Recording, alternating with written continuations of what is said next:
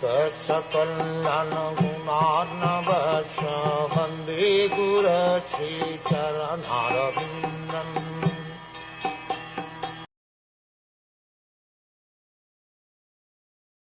For this reason, my dear boy, you should not endeavor for this. It will not be successful. It is better that you go home. When you are grown up, by the mercy of the Lord, you will get a chance for these mystic performances.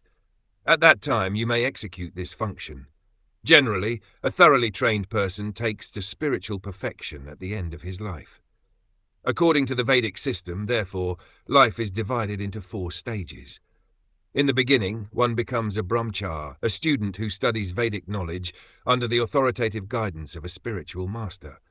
He then becomes a householder and executes household duties according to the Vedic process. Then the householder becomes a vanprastha, and gradually, when he is mature, he renounces household life and vanprastha life also and takes to sannyasa, completely devoting himself to devotional service. Generally, people think that childhood is meant for enjoying life by engaging oneself in sports and play. Youth is meant for enjoying the company of young girls, and when one becomes old, at the time of death, then he may try to execute devotional service or a mystic yoga process. But this conclusion is not for devotees who are actually serious. The great sage Narada is instructing Dhruv Maharaj just to test him.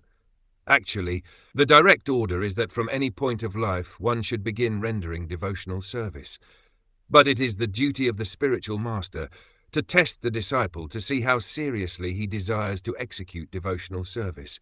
Then he may be initiated.